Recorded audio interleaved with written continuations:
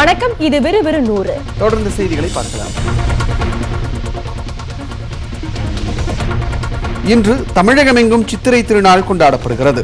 தமிழ் புத்தாண்டு தினமான சித்திரை திருநாளை முன்னிட்டு கோவில்களில் அதிகாலை முதலே பக்தர்கள் சிறப்பு வழிபாடு நடத்தி வருகின்றனர். வீடுகளில் தோரணம் கட்டி அவர்கள் தமிழ் புத்தாண்டை வரவேற்கின்றனர். ராகுல் காந்தியை பிரதமர் வேட்பாளராக ஸ்டாலின் அறிவித்ததை காங்கிரஸ் கூட்டணி கட்சிகளே ஏற்கவில்லை என பிரதமர் மோடி விமர்சித்துள்ளார்.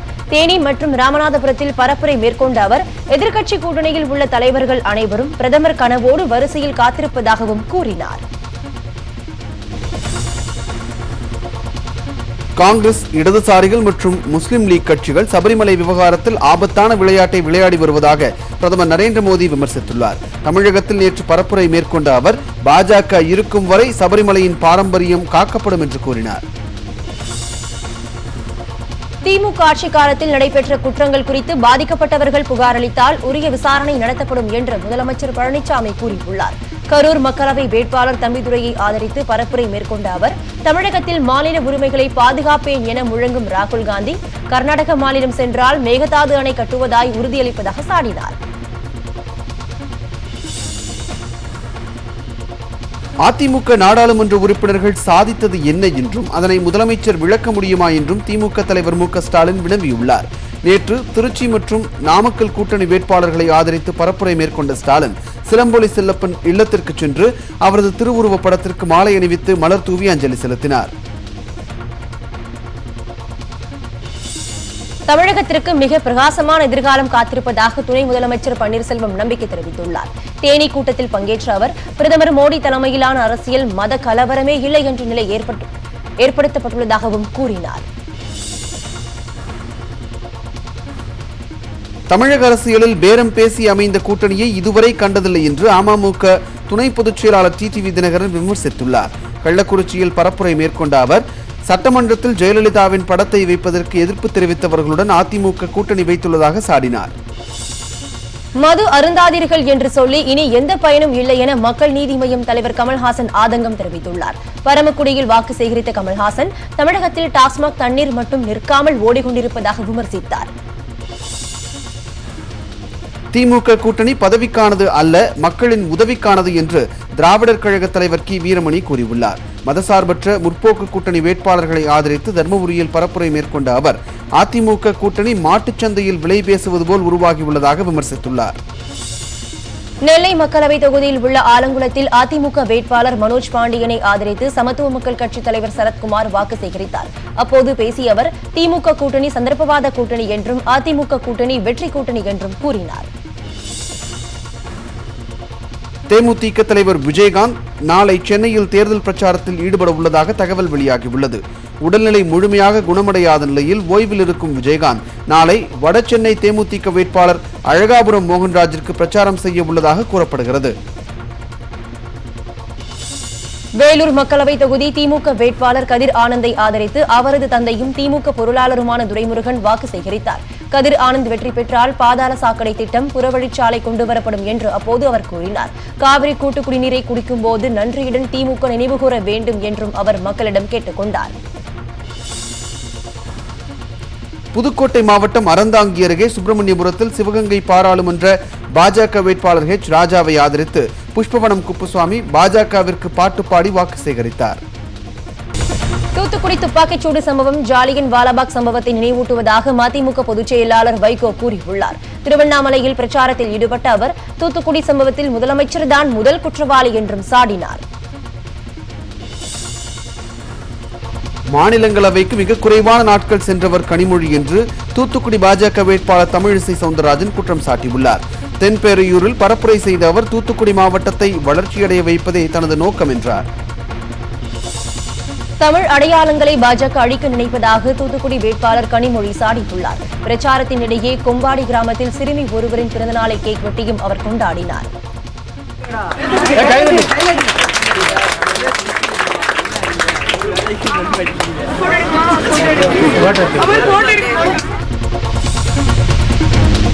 திருப்பூரில் இந்திய கம்யூனிஸ்ட் கட்சியின் வேட்பாளர் சுப்ராயனை ஆதரித்து இயக்குநர் ராஜமுருகன் பிரச்சாரம் மேற்கொண்டார். ஏழை தாயின் மகன் என்று கூறும் மோடி 30 லட்சம் ரூபாய் மதிப்புள்ள உடையை அணிவதாக விமர்சித்தார். திருச்சி மாவட்டம் மரபனூரில் வாக்கு சேகரித்த தேமுதிக வேட்பாளர் இளங்கோவன் பொங்கலுக்கு வந்த பணத்தை போல வங்கிக் கணக்கில் 2000 ரூபாய் வந்துவிட்டதா என்று மக்களை பார்த்து கேட்டார். இல்லை என மக்கள் பக்கத்தில் இருந்து பதில் வரவே வேட்பாளர் வேறு எதையோ பேசி சமாளித்தார்.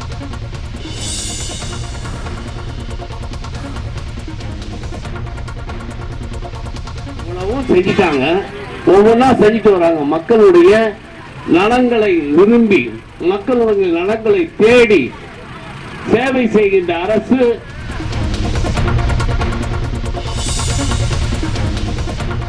நீட் தேர்வுக்கு எதிராக தமிழக சட்டமன்றத்தில் நிறைவேற்றப்பட்ட தீர்மானம் தற்போது மோடியின் வீட்டு குப்பை தொட்டியில் உள்ளது என்று உதயநிதி ஸ்டாலின் விமர்சித்துள்ளார். காஞ்சிபுரத்தில் பரப்புரை மேற்கொண்ட உதயநிதி நீட் விவகாரத்தில் மத்திய மாநில அரசுகளை கடுமையாக சாடினார். தாங்கள் கூட்டணி அமைத்ததின் நோக்கமே மக்களுக்கு நன்மை செய்வதற்குத்தான் என்று விஜயகாந்தின் மகன் விஜய் பிரபாகரன் கூறியுள்ளார். திருச்சி மக்களவை தொகுதியில் உள்ள ஸ்ரீரங்கத்தில் நேற்று அவர் வாக்கு சேகரித்தார். நெல்லை மக்களவை தொகுதி திமுக வேட்பாளர் ஞான திரவியத்திற்கு ஆதரவாக மனிதநேய மக்கள் கட்சியின் மாநில தலைவர் ஜவாஹிருல்லா மேலப்பாளையம் பகுதியில் பரப்புரை மேற்கொண்டார். அப்போது பேசிய அவர் கடந்த 5 ஆண்டுகளில் விழிப்புணர்வு குடியரசு நாடாக இந்தியா மாறிவிட்டது என்று விமர்சித்தார்.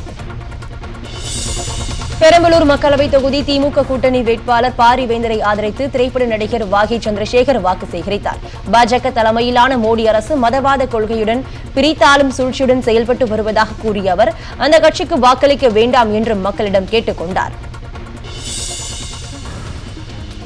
தனியார் கல்லூரி வளர்ச்சிக்காகத்தான் என்ஆர் காங்கிரஸ் வேட்பாளர் தேர்தலில் போட்டியிடுவதாக முதலமைச்சர் நாராயணசாமி குற்றம் சாட்டியுள்ளார். காங்கிரஸ் வேட்பாளருக்காக புதுச்சேரி அண்ணா சாலையில் நாராயணசாமி வாக்கு சேகரித்தார். தூத்துக்குடி மாவட்டம் விளாத்திக்குளத்தில் தமிழிசையை ஆதரித்து பிரச்சாரத்தில் நடிகை விந்தியா பிரச்சாரம் செய்தார். சக்திமானை நம்புவதும் ராகுலை நம்புவதும் ஒன்றுதான் என்று அப்போது அவர் கூறினார்.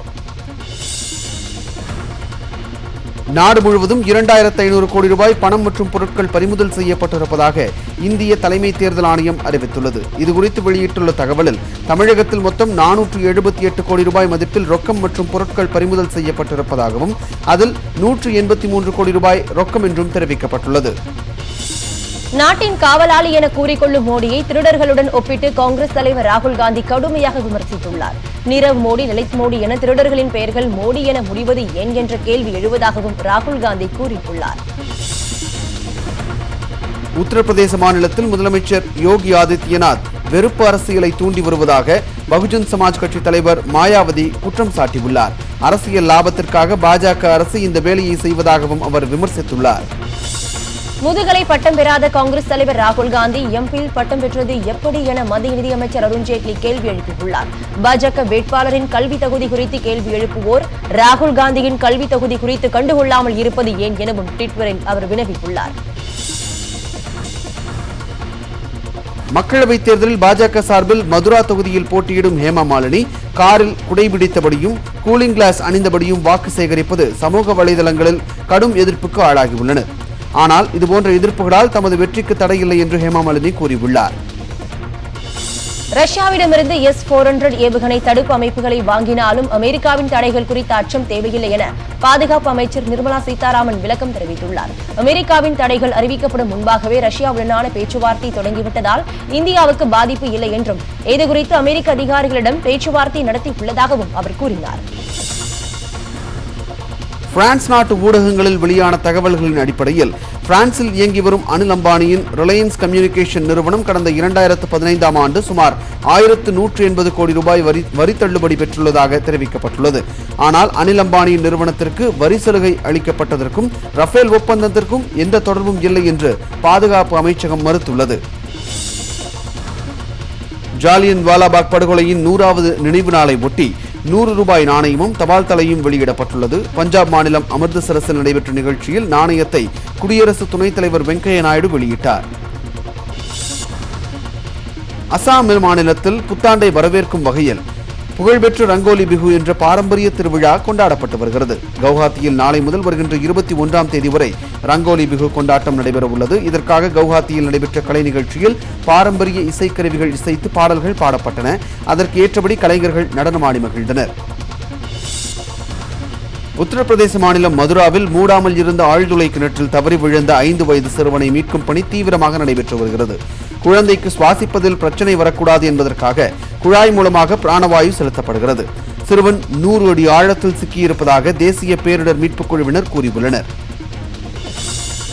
உத்தரகாண்ட் மாநிலத்தில் வெவ்வேறு பகுதிகளில் நேற்று இரவு மிதமான நிலதிர்வு ஏற்பட்டது. உத்தரகாசி உள்ளிட்ட இடங்களிலும் இரவு 9:30 மணி அளவில் நிலதிர்வு உணரப்பட்டது. இதனால் மக்கள் பீதியடைந்தனர். இதேபோன்று சனிக்கிழமை அதிகாலை முதல் இரவு வரை 9 முறை மிதமான நிலதிர்வுகள் அந்தமான் நிக்கோபார் தீவுகளில் ஏற்பட்டன. திருப்பரங்குன்றம், அரவக்குறிச்சி உள்ளிட்ட சட்டமன்ற இடைத்தேர்தல்களில் போட்டியிடும் திமுக வேட்பாளர்களின் பட்டியலை மு.க. ஸ்டாலின் வெளியிட்டுள்ளார். திருப்பரங்குன்றம் தொகுதியில் டாக்டர் சரவணன், அரவக்குறிச்சியில் செந்தில் பாலாஜி, சூலூரில் பொங்கலூர் பழனிசாமி, ஒட்டப்பிடாரத்தில் MC சண்முகையா ஆகியோர் போட்டியிடுவார்கள் என்று அறிவிக்கப்பட்டுள்ளது. ஓட்டப்பிடாரம், திருப்பரங்குன்றம், சூலூர், அரவக்குறிச்சி ஆகிய 4 சட்டமன்ற தொகுதி இடைத்தேர்தலில் வாக்களிக்கும் வாக்காளர்களுக்கு நடுவிரலில் மை வைக்கப்படும் என்று தேர்தல் ஆணையம் அறிவித்துள்ளது. இந்த 4 தொகுதிகளுக்குட்பட்ட வாக்காளர்கள் வரும் 18ஆம் தேதி நடைபெறும் மக்களவைத் தேர்தலில் வாக்களிக்க உள்ளதால் குளறுபடிகளை தவிர்ப்பதற்காக நடுவிரலில் மை வைக்க தேர்தல் ஆணையம் திட்டமிட்டுள்ளது. அதிகாரிகளுடன் காணொலி காட்சி மூலம் தமிழக தலைமை தேர்தல் அதிகாரி மற்றும் தேர்தல் DGP அசுதோஷ் சுக்லா ஆகியோர் 3 மணி நேரம் ஆலோசனை நடத்தினர். இந்த கூட்டத்தில் தேர்தல் பணிகள் மற்றும் பாதுகாப்பு பணிகளை உறுதி செய்வது குறித்து ஆலோசிக்கப்பட்டது. பதற்றமான வாக்குச்சாவடிகள், துணை ராணுவத்தை பயன்படுத்துவது தொடர்பாகவும் ஆலோசிக்கப்பட்டதாக சத்யபிரதா சாஹூ தெரிவித்துள்ளார். சட்டம் ஒழுங்கு DGP விஜயகுமார், சென்னை மாநகர காவல் ஆணையர் AK விஸ்வநாதன் ஆகியோரை பணியிட மாற்றம் செய்யக்கோரி திமுக சார்பில் தேர்தல் பணிகள் DGP அசுதோஷ் சுக்லாவிடம் மனு அளிக்கப்பட்டுள்ளது. பின்னர் செய்தியாளர்களை சந்தித்த RS பாரதி, தேர்தல் நியாயமான முறையில் நடைபெற உரிய நடவடிக்கை எடுக்க வேண்டும் என வலியுறுத்தினார். திமுக கூட்டணிக்கு பிரச்சாரம் செய்வதை தடுப்பதற்காக பாமகவினர் தம்மை கொலை செய்ய திட்டமிட்டிருப்பதாக தமிழக வாழ்வுரிமை கட்சித் தலைவர் வேல்முருகன் தெரிவித்துள்ளார். சென்னையில் செய்தியாளர்களை சந்தித்த அவர் தேர்தல் ஆணையம் ஆளுங்கட்சிக்கு ஆதரவாக செயல்படுவதாக குற்றம் சாட்டினார். தேனியில் பிரதமரின் பிரச்சார கூட்டம் நடைபெற்றுக் கொண்டிருந்த போது விழா மேடையில் இருந்து சுமார் 1 கிலோமீட்டர் தொலைவில் உள்ள சண்முக சுந்தரபுரம் கிராமத்தை சேர்ந்த பெண்கள் காலி குடங்களுடன் மறியலில் ஈடுபட்டனர்.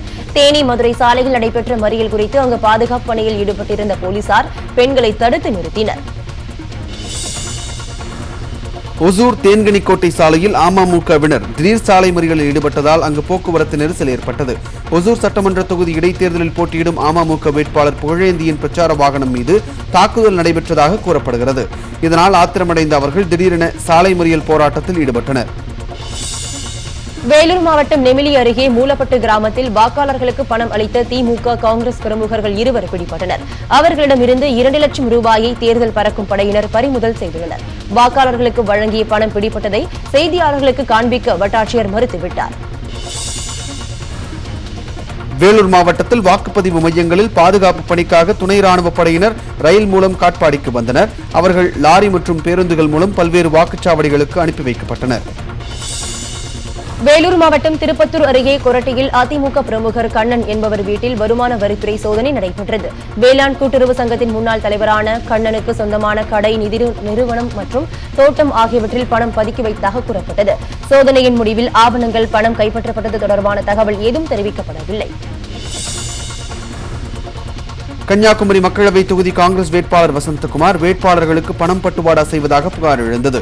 இதையடுத்து வசந்தகுமாரின் மைத்துனர் காமராஜ் தங்கியிருந்த விடுதியில் வருமான வரித்துறையினர் சோதனையில் ஈடுபட்டனர். பொன் ராதாகிருஷ்ணனுக்காக வருமான வரித்துறையினர் வேலை செய்வதாக காமராஜ் குற்றம் சாட்டியுள்ளார். நாகை மாவட்டம் சீர்காழி அருகே நாங்கூர் கிராமத்தில் பொதுமக்கள் நடத்திய காத்திருப்பு போராட்டத்தால் விளைநிலங்களில் கெயில் நிறுவன குழாய் பதிக்கும் பணிகள் தற்காலிகமாக கைவிடப்பட்டன. மக்களவைத் தேர்தலில் போட்டியிடும் சுயேட்சை வேட்பாளர்களும் இந்த போராட்டத்தில் கலந்து கொண்டனர். வெளிநாட்டிலிருந்து கடத்தி வரப்பட்ட 70 லட்சம் ரூபாய் மதிப்பிலான தங்கத்தை திருச்சி விமான நிலையத்தில் சுங்கவரித்துறையினர் பறிமுதல் செய்தனர். கோலாலம்பூரில் இருந்து வந்த விமான பயணிகளை அதிகாரிகள் சோதனையிட்டதில் தனலட்சுமி, சசிகலா ஆகியோர் உடைமைக்குள் இருந்து 2 கிலோ 203 கிராம் தங்கம் பறிமுதல் செய்யப்பட்டது. இது தொடர்பாக 2 பெண்களிடம் அதிகாரிகள் விசாரணை நடத்தி வருகின்றனர். பொள்ளாச்சி அடுத்த நஞ்சைகவுண்டன்புதூர் ரயில்வே தண்டவாளம் அருகே மனித எலும்புக்கூடு கண்டெடுக்கப்பட்டுள்ளது. இறந்து கிடந்தவர் காவலாளி உடையில் இருந்துள்ளார். சட்டையில் இருந்த தையல் கடையின் பெயரை வைத்து பொள்ளாச்சி சுற்று வட்டாரத்தில் காணாமல் போனவர்களின் பட்டியலை போலீசார் தயாரித்து வருகின்றனர். உதகையில் கோடை சீசன் முதல் நிகழ்ச்சியாக வரும் 14ஆம் தேதி குதிரை பந்தயம் நடைபெறுகிறது. இதற்காக பெங்களூரு, மும்பை, கொல்கத்தா உள்ளிட்ட நகரங்களிலிருந்து வந்துள்ள 500 பந்தய குதிரைகளுக்கு பயிற்சி அளிப்பதற்காக 20 பயிற்சியாளர்களும் 50 ஜாக்கிகளும் உதவி வந்துள்ளனர். வெற்றி பெறும் குதிரைக்கு 6 கோடியே 44 லட்சம் ரூபாய் பரிசு வழங்கப்பட உள்ளது. சேலம் அருகே கறிக்கடை வியாபாரி அடையாளம் தெரியாத நபர்களால் வெட்டிக் கொல்லப்பட்டார். கொலையான ஆட்டையாம்பட்டியை சேர்ந்த அறிவுச்செல்வனுக்கு திருமணமாக 2 மகன்கள் உள்ள நிலையில் குடிப்பழக்கத்தால் மனைவியை பிரிந்து வாழ்கிறார். மேலும் அவருக்கு பல்வேறு பெண்களுடன் தொடர்பு இருந்ததாகவும் புகார் கூறப்பட்டுள்ளது. வேலூர் மாவட்டம் ஆம்பூர் அருகே கோவிந்தாபுரத்தில் காதலித்து ஏமாற்றிய காதலன் வீட்டு முன்பு கர்ப்பிணி பெண் அழுது புரண்ட சம்பவம் பார்ப்போரை கண்கலங்க வைத்தது. 2.5 ஆண்டுகளாக காதலித்த ஜானகிராமன் தம்மை திருமணம் செய்வதாக கூறி கர்ப்பமாக்கியதாக பெண் கூறியதை அடுத்து போலீசார் அவரை தேடி வருகின்றனர்.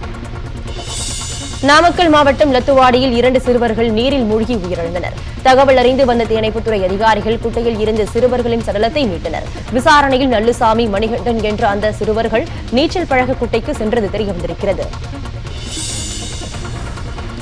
வேலூர் மாவட்டம் குடியாத்தத்தை அடுத்த டிபி பாளையம் பகுதியில் உள்ள விவசாய நிலங்களில் புகுந்த யானை கூட்டம் பயிர்களை சேதப்படுத்தியது.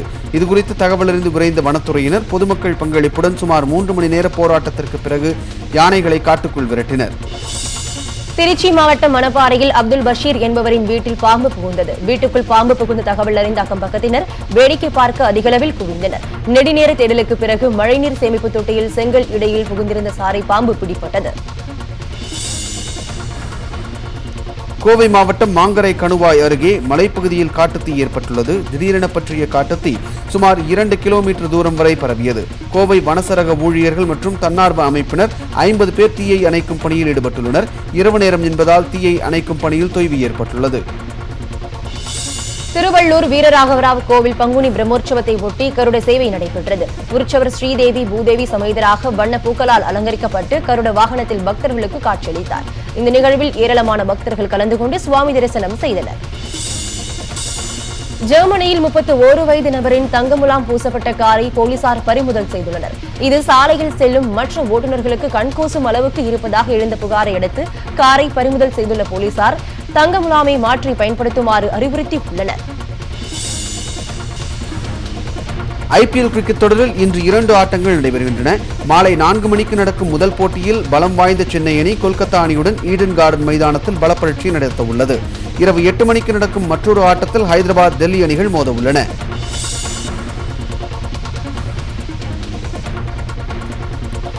நடிகரும் முன்னாள் நாடாளுமன்ற உறுப்பினருமான ஜே.கே. ரித்தீஷ் மாரடைப்பு காரணமாக உயிரிழந்தார். ராமநாதபுரத்தில் பிரதமர் பங்கேற்ற கூட்டத்திற்கு சென்றுவிட்டு வீடு திரும்பிய அவருக்கு மாரடைப்பு ஏற்பட்டது.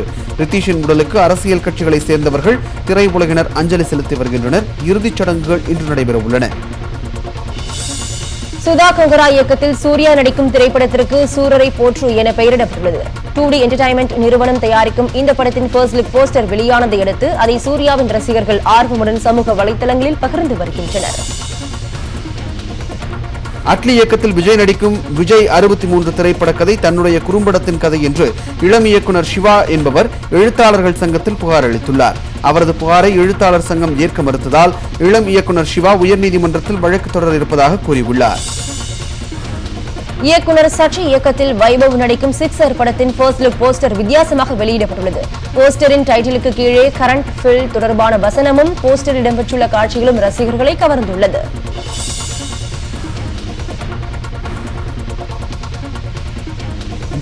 வங்கிகளின் வட்டி விகிதம் 0.25% என்ற அளவில் குறைக்கப்படாமல் பொருளாதார சூழல், எதிர்கால மாற்றங்கள் ஆகியவற்றின் அடிப்படையில் குறைக்க வேண்டும் என்று ரிசர்வ் வங்கி ஆளுநர் சக்திகாந்த தாஸ் தெரிவித்துள்ளார். வாஷிங்டனில் நடைபெற்ற உலக வங்கியின் 2 நாள் மாநாட்டில் பேசிய அவர், நிதி சந்தையின் ஏற்ற இறக்கத்திற்கு ஏற்ப அடிக்கடி கொள்கையை மறுபரிசீலனை செய்யும் அவசியம் குறையும் என்று தெரிவித்தார். கடந்த 5 ஆண்டுகளில் 5,55,000 கோடி ரூபாய் அளவு வாராக்கடன்களை வங்கிகள் ரத்து செய்துள்ள தகவல் வெளியாகியுள்ளது. அதற்கு முந்தைய 5 ஆண்டுகளில் சுமார் 1.5 லட்சம் கோடி வாராக்கடன்களை ரத்து செய்யப்பட்ட நிலையில் தற்போது இது 4 மடங்கு அதிகரித்துள்ளது. இந்தியாவுக்கு அளித்து வரும் முன்னுரிமை வர்த்தக நாடு என்ற தகுதியை திரும்பப் பெறுவது அமெரிக்க வாடிக்கையாளர்களிடையே பாதிக்கும் என்று அந்நாட்டு செனட் சபை உறுப்பினர்கள் எதிர்ப்பு தெரிவித்துள்ளனர். இந்த திட்டத்தை இந்தியாவில் நாடாளுமன்ற தேர்தல் முடியும் வரை தாமதிக்க வேண்டும் என்றும் உறுப்பினர்கள் வலியுறுத்தியுள்ளனர்.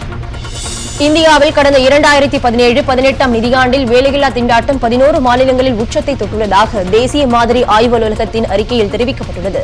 வேலையில்லா திண்டாட்டம் அதிகரித்துள்ள ஹரியானா, அசாம் உள்ளிட்ட மாநிலங்களின் பட்டியலில் தமிழகமும் இடம்பெற்றுள்ளது. நிதி மோசடி புகாரில் ILNFS நிறுவனத்தின் முன்னாள் மேலாண் இயக்குநர் ரமேஷ் பாவா கைது செய்யப்பட்டுள்ளார். நிதி உட்கட்டமைப்பு மற்றும் கட்டுமானத் துறையில் ஈடுபட்டு வரும் இந்த நிறுவனம் சுமார் 91,000 கோடி ரூபாய் கடன் சுமையில் சிக்கியதை அடுத்து கடந்த ஆண்டு அக்டோபர் மாதம் இந்த நிறுவனத்தை மத்திய அரசு கட்டுப்பாட்டில் எடுத்தது. சென்னையில் இன்று பெட்ரோல் லிட்டருக்கு 75 ரூபாய் 68 காசுகளாகவும் டீசல் லிட்டருக்கு 69 ரூபாய் 96 காசுகளாகவும் நிர்ணயம் செய்யப்பட்டுள்ளது. நேற்றைய விலையில் இருந்து பெட்ரோல் 6 காசும் டீசல் 7 காசும் உயர்த்தப்பட்டுள்ளதாக எண்ணெய் நிறுவனங்கள் தெரிவித்துள்ளன. டிக்டாக் செயலியை நாடு முழுவதும் தடை செய்ய வேண்டும் என்ற கோரிக்கை எழுந்து வரும் நிலையில் அதை பதிவிறக்கம் செய்வோரின் எண்ணிக்கை கணிசமாக அதிகரித்துள்ளது.